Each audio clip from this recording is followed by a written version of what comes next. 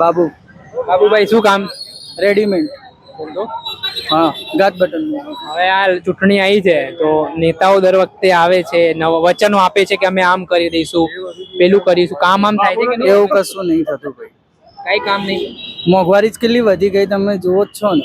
પેટ્રોલના ભાવ વધી ગયા, ખાવા તેલના ભાવ વધી ગયા, બધી રીતના ભાવ વધી રહ્યા, કઈ ઓછું થતું જ નહીં. સરકાર કહે છે આવક પણ વધી છે, પહેલા લોકો 10 કમાતા હતા, હવે 20 કમાય.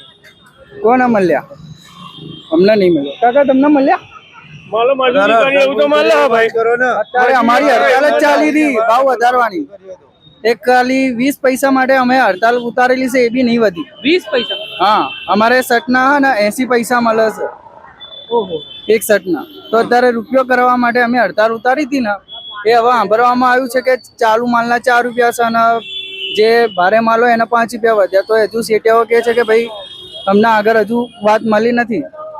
ભાવ તો ત્યાંથી વધારે એવી ખબર મળી, પણ હજુ શેઠિયાઓ ભાવ વધાર્યા નથી. તમે અહીંયા જ રહો છો? હા, અહીંયા જ. કેટલા વર્ષોથી? અહીંયા અમે 2 વર્ષથી રહી રહ્યા. તો બદલાવ જોયો છે કે વિકાસ જોયો છે કે ભાઈ એમાં વિકાસમાં તો એવું છે મોટા ભાઈ કે વિકાસમાં અત્યારે આ પ્રધાનમંત્રીની બધી યોજનાઓ નીકળી છે, જેમ કે આવાસના છે. આ જે અમે આવાસમાં મકાન બી લાગ્યું, અમારે બધું છે. પણ અત્યારે જે આપણે મ્યુનિસિપાલિટી કોટા વાળા છે ને, અમે જે ડોક્યુમેન્ટ દ્વારા અમને જે લાગ્યું છે ને, તો અમને એ લોકો એમ કે છે કે આ ડોક્યુમેન્ટ નહીં ચાલે, કે નહીં ચાલે, કે તમારું ઓરિજિનલ લઈને આવો. હવે ફાધર એમના ભણેલા નથી, હવે એમના ફાધર ભણેલા નથી, ત્યાંથી જાતિનો દાખલો નીકાળી નથી આપતા એ લોકો. હવે આ લોકો એમ કહે છે કે આ બેઝ ઉપર અમે તમને મકાન ના આપીએ, કે હા ના, એટલે આવાસમાં અમે ફોર્મ ભર્યું હતું, ફોર્મ ભર્યું. હા, તો એમાં અમને મકાન બી લાગી ગયું છે, બધું થઈ ગયું છે.